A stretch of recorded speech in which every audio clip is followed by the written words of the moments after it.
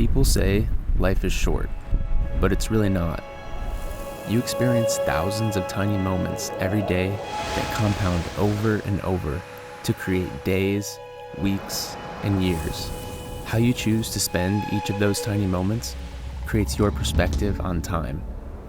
That's why my tiny moments are filled with filming the things that inspire me.